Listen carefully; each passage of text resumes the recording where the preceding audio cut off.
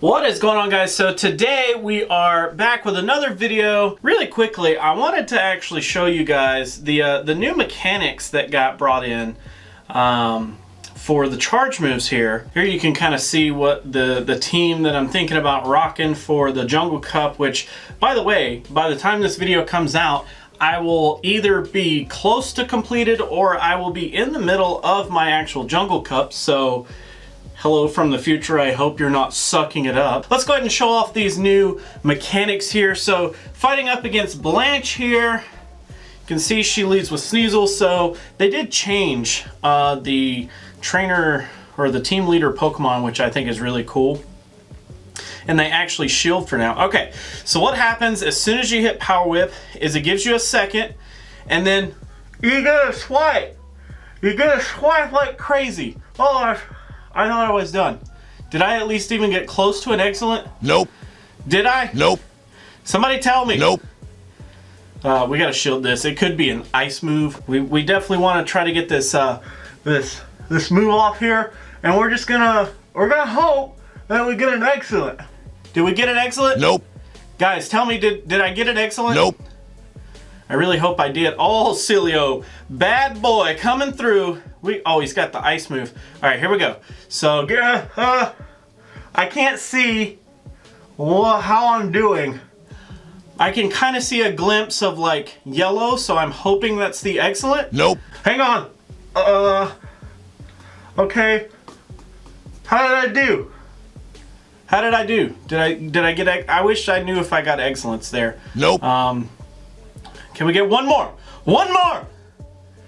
Yes! Okay, here we go. Last one.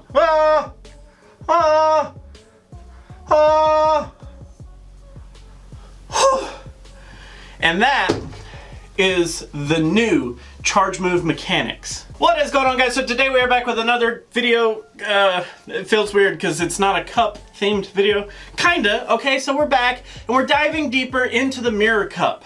And to do that, this is going to start kind of a different format for the deep dives and how we kind of handle information.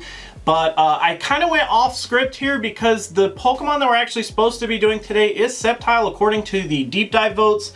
But I figured because Swampert is actually going to be kind of relevant in the next couple of days because of Community Day, I wanted to go ahead and get this information out to you guys because I think it is a little bit more important because of how good Swampert can actually perform now. So let's actually go over some interesting tidbits about Swampert really fast. So Swampert is a water and ground type Pokemon, maxing out at 2974 with a 0 on attack, 14 defense, and 14 stamina at level 19. That is going to yield you a 1498. So tomorrow, whenever you're going through Community Day, you definitely want to go for something close enough to that to really be worth investing in. And considering that it's basically going to be freaking Mudkip all day long, I would try to shoot for something as close to that as possible. Now, it's kind of hard to talk about bulk and stat product comparatively, considering that we're not just talking about like all the Pokemon in one cup.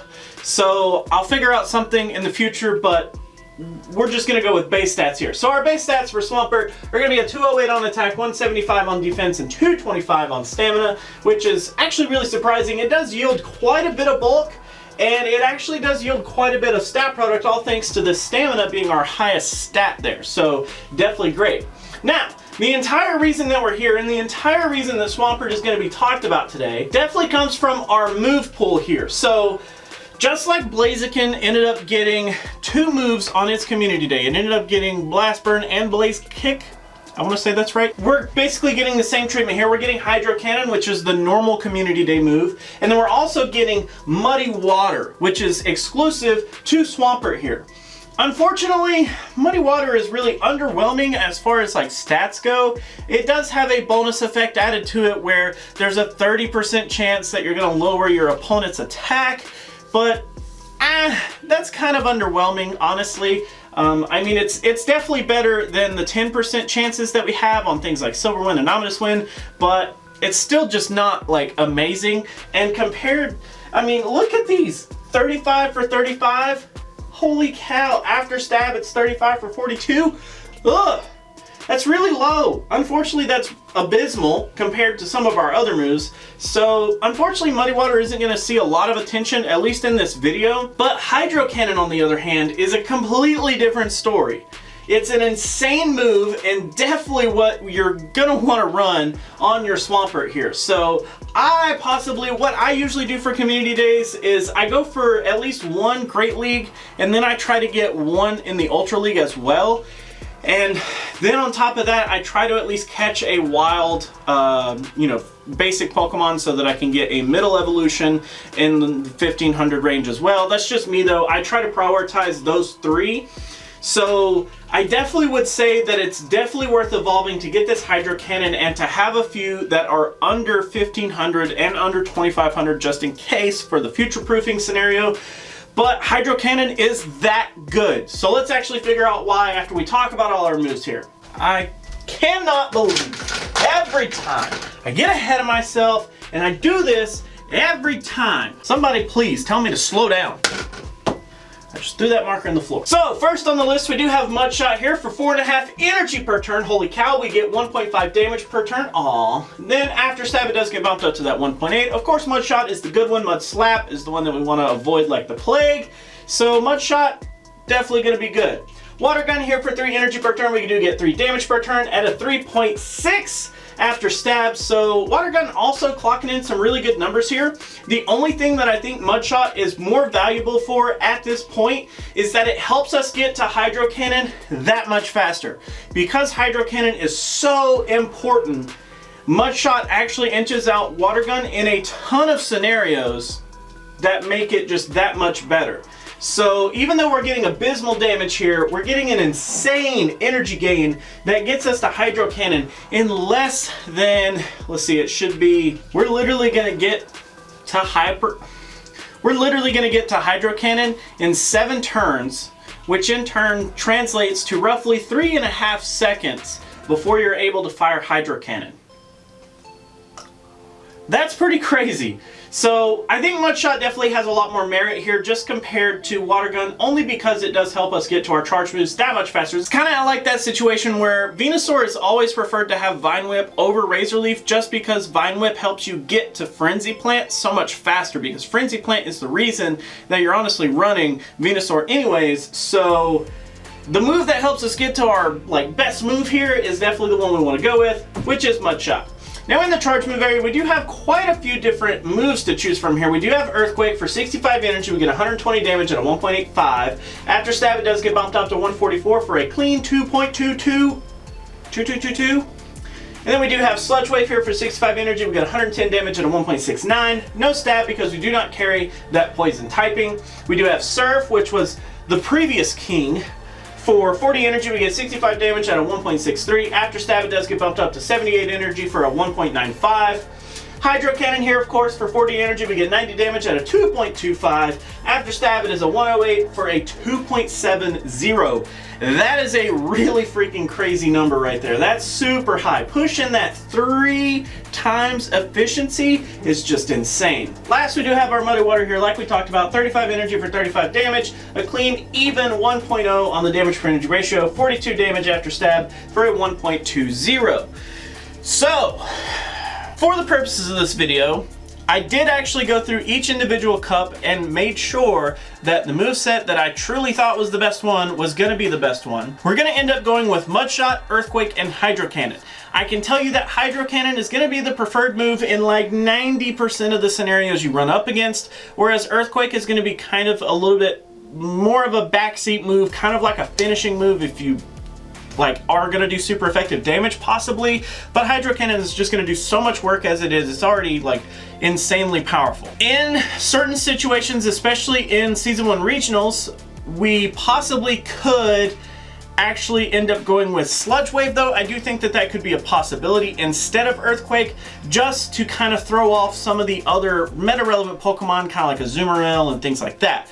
That's a topic possibly for discussion, but for the purpose of this video, we are going to continue with our Mudshot, Earthquake, and Hydro Cannon. So the first thing that I want to show you guys really fast is in the PvP spreadsheet, which is actually in the description just below the video. I actually did make a cup availability page just to kind of give you an idea of which cups the Pokemon you are specifically looking for is actually featured in.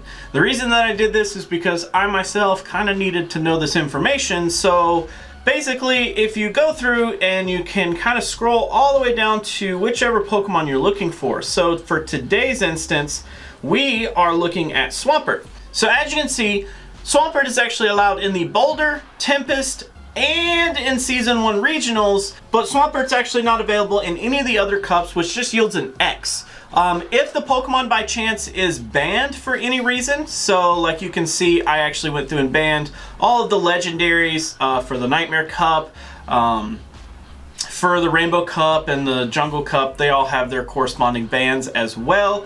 So you can kind of see what is banned, what's allowed, and then there's a popularity tab. I just threw that in there because I was curious. What is the most popular Pokemon in terms of which Pokemon has been featured the most, which is Magnemite and Magneton. And then you're like, wait a minute, Magnezone? Why wouldn't Magnezone be in there? Actually, because in the Rainbow Cup, they did not allow Gen 3 and 4, so therefore Magnezone actually ends up missing out, unlike Magnemite and Magneton. So just interesting information there. So now let's actually go over some shielding situations since we know which 3 cups our Pokemon is actually featured in. So we're going to start with the Boulder Cup, considering that we're just going to go in chronological order for the rest of the month now. Basically, we're only going to be looking at the meta-relevant Pokemon for that cup. This will help shave off some time, especially if we end up having to do a deep dive on, like we just saw, Magneton. It's going to take a long time to get through 6 sets of all of the different shielding scenarios that I typically run. So to kind of help with some time saving and things like that, we're just going to go over the meta-relevant stuff here. So inside the Boulder Cup, we actually end up starting off with our 0 versus 0, just like we typically do, a 68.8% right off the bat with Swampert here, which is crazy. That seems crazy high. But the only Pokemon that we end up having trouble with here are going to be Torterra, Gallade, and Poliwrath out of those meta-relevant Pokemon. And if you're kind of confused as to what the meta of the Boulder Cup is going to be, we'll go over that here in just a second. Our next shield scenario is the 1 versus 0, which we actually do a 93.8% in, which actually ends up meaning that we lose to 1 Pokemon, and that Pokemon is Torterra. Next, we move into our 0 versus 1, which is an 18.8%, so at least double digits, which is nice. We actually end up winning only 3 matchups here, which are Magneton, Bastiodon, and Melmetal, which all of those make quite a bit of sense if you factor in that we have Mudshot and Earthquake to kind of go up against the Steel there. Next, we have our 1 versus 1, which is a 75%, which is really, really cool considering that in the 0 versus 0 and the 1v1, we end up with the same result here. And actually, the Pokemon that we're gonna lose up against in this scenario have actually shifted just a little bit. So I definitely say out of the Boulder Cup, our toughest possible matchup here is gonna be Torterra. And that makes a lot of sense considering Torterra is going to be utilizing Razor Leaf generally, and we do have that super duper weakness to the grass type move there, so making total sense. Really fast, PV Pokey, in the time that it took me to write these numbers and to walk into this room and start recording has been messing with the metas, and some of these numbers are going to possibly be slightly off, but the concept is still relatively the same. So just keep that in mind with these actual numbers that we're going over. So over in PV Pokey, you can see we do set up our Swampert here with Mudshot, Hydro Cannon, Earthquake, just like we talked. And then we do have 1 shield for ourselves, 1 shield for the opponent. We are going to do a multi-battle custom up against the entire Boulder Cup meta, which is down here in this quick fill option. Just select that there. You can see we do have 16 meta-relevant Pokemon here: Bastiodon, Bronzong, Gallade, Jirachi, Lucario, Magneton, Marshtomp, Medicham, Melmetal, Poliwrath, Skarmory, Steelix, Swampert, Torterra, Toxicroak, and Whiscash. So here you can see after we hit battle, you actually do have that 75% that we just talked about. Looking at these Pokemon here, we do have a loss up against Torterra and Medicham, just like we talked. And then we have Swampert, Marshtomp as our 2 ties, which okay, those make a little bit of sense considering that Marshtomp is basically identical to us with a couple of different stat changes. It's got a lot of things going for it. Mud Bomb, of course, is an amazing charge move there, and Surf, like we saw, is just as fast as Hydro Cannon, just not paying off quite as well. Then you can see we are pretty close to losing up against the Skarmory. Probably going to come down to a little bit of under tap, a little bit of piggyback, a little bit of this and that here and there. Could possibly make that Skarmory matchup. Even IVs are going to come into play there. Then you can see we have Whiscash, Poliwrath, Lucario, Jirachi, Gallade, Toxicroak, Bronzong, Steelix, Bastiodon, Melmetal, and Magneton as our wins. Next, moving on into the Tempest Cup, we're actually going to look at our 0 versus 0 up first, which is a 60% here. Now, we do have quite a few Pokemon that we're losing here. We are going to have Abomasnow, Tropius, Lapras, Altaria, Lapras. Yeah, we are going to have two Laprases here because PV Pokey actually separates two different movesets for Lapras here. And then we also have Lantern and Celio showing up here as well. Next, in our 1 versus 0, we actually have a 75% this time, so we do get bumped up just a little bit. We still kind of see the same Pokemon here though. Abomasnow, Tropius, Lapras, and Altaria actually show up here. Next, we move into our 0 versus 1, which is actually a 30%, which means that we only have a few wins here. We have Magneton, Charizard, Alolan Golem, Raichu, Alolan Sandslash, and Piloswine actually end up showing up here, which is kind of interesting. Last but not least, we do have our 1 versus 1, which is only a 50% this time, so quite a bit worse than what we were expecting compared coming off to the Boulder Cup there. So let's actually figure out why we have only a 50%. Here you can see we do have our Swampert built the exact same. 1 shield for us, 1 shield for our opponent. You can see Abomasnow, Altaria, Charizard, Frostlass, Glalie, Alolan Golem, Lantern, Lapras with Ice Shard, Ice Beam, Surf, and Lapras with Water Gun, Blizzard, Surf also going to be in there. And then we do have Magneton, Piloswine, Quagsire, Raichu, Alolan Sandslash, Celio, Skarmory, Steelix, Swampert, Tropius, and Whiscash there, rounding out the entire meta for the Tempest Cup. So as you can see, after we hit battle, we do end up with that 50% just like we talked about. We do have Magneton, Charizard, Piloswine, Raichu, Sandslash, Golem, Steelix, Lantern, Whiscash, and Skarmory as our wins. You can see we do have a tie up against ourselves, of course. Then we do run into Celio, which is a loss, Lapras with Ice Shard, Ice Beam, Frostlass, Glalie, Lapras with Water Gun and Blizzard, also going to be a loss, Quagsire, Altaria, Abomasnow, and Tropius, of course, rounding out our worst possible matchups, which make the most sense, honestly, because we do have that Razor Leaf coming at us. So in the Tempest Cup, our biggest threats here are definitely going to be Obama and Tropius because they do carry Razor Leaf. And then Lapras is a really hard one to get over here just because of its sheer amount of bulk, and it's going to have a pretty big resistance to our Hydro Cannon, which unfortunately, like I said, is our big damaging move. We can go with that, possible hit on the Earthquake, but it is a lot more costly and it's going to definitely slow us down, whereas Lapras utilizing Surf is just going to continuously spam us. Possibly just comes down to bulk mainly in the Lapras matchup, but it's still a really hard one to overcome. And then Altaria is also a really big problem for us here, just because it's crazy amount of damage output out of the gate with Dragon Breath, just tearing through most things in the cup anyways. Altaria is definitely going to be a really hard one to go up against, especially because of its typing as well.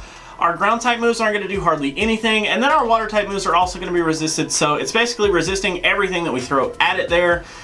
Unless you possibly factor in like Sludge Wave, but I mean, that's one of those rare scenarios where I was talking about earlier where Sludge Wave could help you, but even then, I don't know, it's kind of risky.